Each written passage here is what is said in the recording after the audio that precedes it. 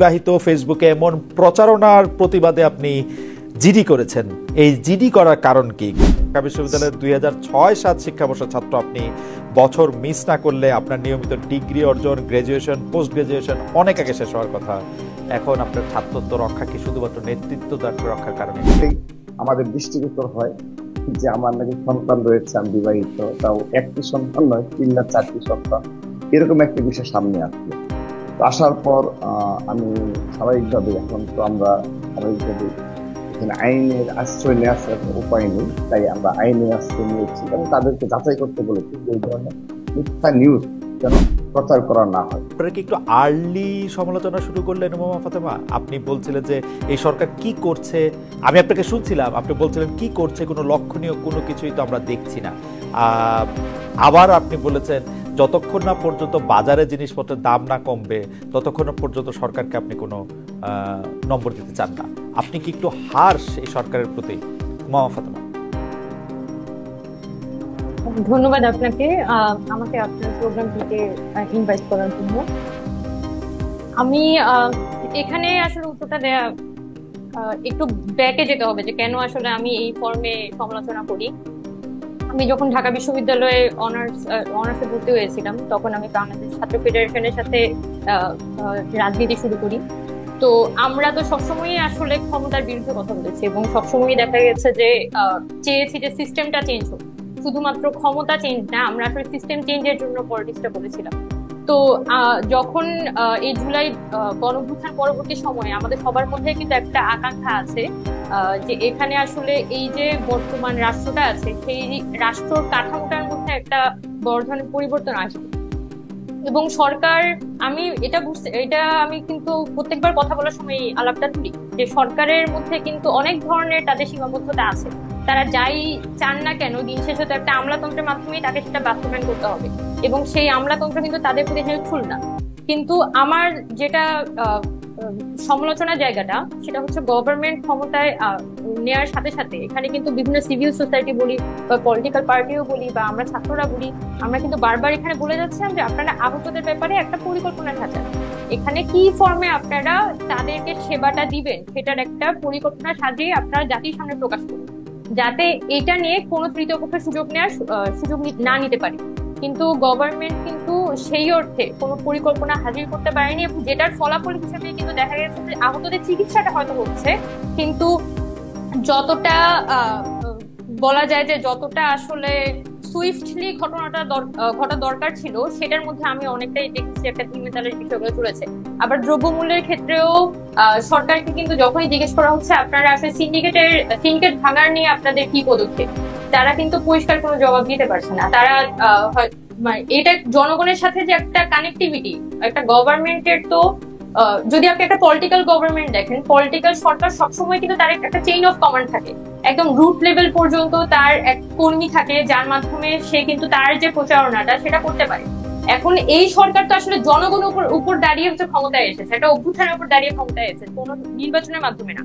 এবং সে কিন্তু তার প্রতি মুহূর্তে তার জনগণের কাছে সে অ্যাকাউন্টেবল। এবং আমি কিন্তু অ্যাজ এ জনগণ সবসময় কিন্তু সরকারকে ওই বার্তাটা আমি দিতে চাই যে আপনি আপনার জনগণের কাছে অ্যাকাউন্টেবল এবং এখানে পিপলের সাথে আপনার কমিউনিকেশনটা মেনটেন করাটা খুব জরুরি। এবং আমি আমার প্রতিটা কথার মধ্যে দিয়ে যখন আমি সমালোচনাও করি, সেই সমালোচনাটা কোনোভাবে আওয়ামী লীগকে আমরা যেভাবে করে করতাম, টার্গেট করতাম সেই ফর্মে না। আওয়ামী লীগ তো টোটালি ইন্টেনশনালি ঘটনাগুলো ঘটেছে, পুরোপুরি ইন্টেনশনালি এখানে দুর্নীতি করেছে, চাঁদাবাজি করেছে, সিস্টেমগুলোকে তারা ধ্বংস করে ফেলেছে। কিন্তু এই গভর্নমেন্টে যেটা হয়েছে, বিগত সরকারের রেখে যাওয়া যে ধ্বংসাবশেষ সেটার উপর দাঁড়িয়ে একটা নতুন রাষ্ট্রে তাদের কাজ করতে হচ্ছে।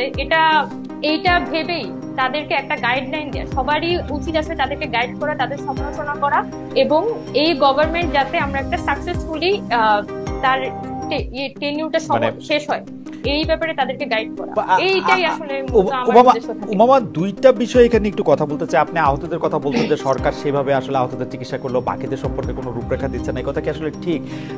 আমরা দেখছি যে ডক্টর মোহাম্মদ ইউনূস যেখানেই যাচ্ছেন তিনি জুলাই আগস্টের আহতদের কথা সম্মানের সাথে স্মরণ করছেন, তিনি কৃতজ্ঞতার সাথে তাদের জন্য প্ল্যান দিচ্ছেন। গতকালও আমরা ডক্টর মোহাম্মদ ইউনূসের প্রেস সচিবের সাথে কথা বলছিলাম, তিনি কিন্তু একদম স্পষ্ট ভাষা জানিয়েছেন যে এইখানে যত কিছু আছে চট করা সম্ভব। আপনারা কি এটা একটা বাজওয়ার্ড হিসেবে করছেন কিনা, মানে বিরোধিতার খাতিরে বিরোধিতা করা, যাতে সরকারেও আপনারা থাকেন, বিরোধিতার খাতিরে আপনারা থাকেন, দুটা জায়গায় একটা থাকার জন্য বা নিজেদের রেলেভেন্ট রাখার জন্য সেটা করতেছেন কিনা? আপনি সিস্টেম চেঞ্জের কথা বলতেছেন, তাইলে কি আপনাদের সমন্বয়কদের সে সরকারে যাওয়া ঠিক হয়েছে কিনা? আপনি যদি যে রাজনীতির কথা বলে আসলে আপনি ছাত্র ফেডারেশনের রাজনীতি ছাড়লেন, তাহলে কি আপনাদের একটা নিজস্ব রাজনৈতিক প্ল্যাটফর্ম থাকা দরকার কিনা, যে রাজনৈতিক প্ল্যাটফর্মে আপনারা কথা বলবেন? নাকি আপনারা সরকারেও আছেন, বাইরেও আছেন, অনেকটা মানে ঠিক? আচ্ছা, আমি বুঝতে পারছি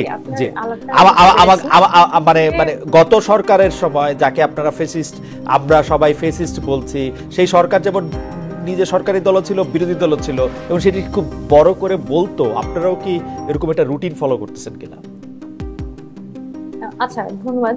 এখানে ধরেন আহত নিহতদের যে পরিস্থিতিটা, এখানে ডক্টর মোহাম্মদ ইউনূস বলি, তাদের আমি কিন্তু বারবার বলছি যে সরকার কিন্তু বিভিন্ন প্রাইভেট হসপিটালগুলোতে ট্রিটমেন্ট কিন্তু ফ্রি করা হয়েছিল, কিন্তু আপনি যদি প্রাইভেট হসপিটালগুলোতে যান এবং সরকার বলছে যে ট্রিটমেন্ট ফ্রি, সরকারের পক্ষ থেকে বলা হয়েছে প্রাইভেট মেডিকেলগুলোতে ট্রিটমেন্ট ফ্রি দিতে হবে, কিন্তু আমি যখন প্রাইভেট মেডিকেলগুলোতে যাচ্ছি বা আমার কাছে রোগীরা কল দিয়ে বলছেন যে এখানে কোনো সমন্বয়ককে আসতে হবে, সমন্বয়ককে এসে কথা বলে তাহলে ট্রিটমেন্টটা হচ্ছে ফ্রি করাতে হবে। তার মানে মাঠ পর্যায়ের সিচুয়েশনটা কিন্তু একই কথা বলছে না, যেটা সরকার।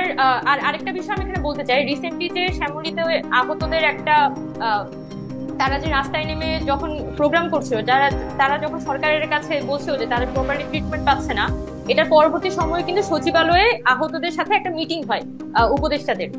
ওই মিটিং এর সময় আসলে উপদেষ্টারা তাদেরকে একটা পরিকল্পনা দিয়েছিলেন, এবং সেই পরিকল্পনাটা যখন ডক্টর মোহাম্মদ ইউনূস ওই দিন যখন ব্রিফিং করেছিলেন, ব্রিফিং করার সময় উনি কিন্তু ওই পরিকল্পনাটার একটা সারমর্ম সেই ব্রিফিংটাতে তুলে ধরেন, এবং সেটা কিন্তু গত সপ্তাহের ঘটনা।